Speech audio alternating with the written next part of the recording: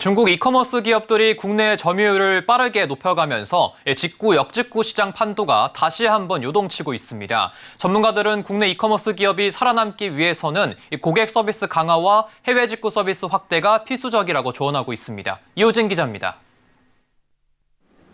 알리익스프레스, 테무 등 초저가를 앞세운 중국 이커머스 업체들이 급부상하며 국내 직구 시장이 적자 신세를 면치 못하는 모습입니다. 통계청에 따르면 올해 3분기까지 누적 직구 역직구 수지 적자는 3조 6,811억 원을 기록해 연간 기준 역대 최대치였던 지난해 3조 4,823억 원을 이미 넘어섰습니다. 통상 4분기에 미국의 블랙 프라이데이, 중국의 광군제 등 해외 대규모 직구 행사가 많아 적자 폭이 커지는 것을 감안하면 올해 적자 규모는 더 불어날 것으로 보입니다. 중국 이커머스 업체들의 약진에 가장 큰 타격을 입은 건 쿠팡이 될 것으로 보입니다. 쿠팡은 국내 이커머스 중 가장 높은 점유율을 보유하고 있습니다.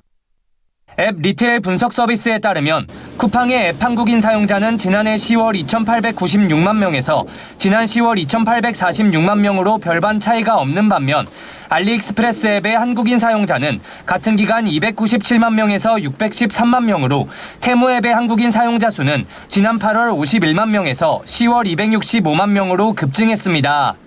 문제는 알리익스프레스, 테무 등 중국 이커머스 업체들이 한국 시장 공략을 가속화하고 있다는 점입니다.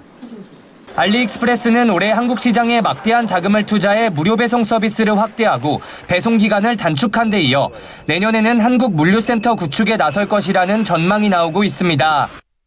또한 다음 달 6일 서울 롯데호텔에서 지식재산권 및 소비자 보호 강화 발표 기자간담회를 개최해 그간 고질적인 문제로 지적돼 왔던 가품 문제도 해소할 계획입니다. 전문가들은 중국 이커머스 업체들의 배송 속도가 국내 기업들을 따라잡게 되는 순간 점유율의 역전은 걷잡을 수 없게 될 것이라며 국내 기업들의 차별화된 경쟁력 강화를 주문합니다. 우선은 해외 직구, 특히 알리익스프레스 같은 쪽 제품들이 퀄리티가 떨어지고 이런 셀러들 관리가 안 되는데 제품들에 대한 퀄리티나 브랜드 관리를 잘 해야 되고, 또 하나가 이제 온라인 구매 시 좀 중요하게 여기는 게 또 환불 문제인데, 그런 걸 좀 시스템화를 잘 하면 좋을 것 같아요. 이종우 교수는 이어 국내 온라인 쇼핑몰들의 경우 중국 셀러들의 제품을 직접 수입해 판매하는 해외 직구 비즈니스를 확대할 필요가 있다고 덧붙였습니다. 서울경제TV 이호진입니다.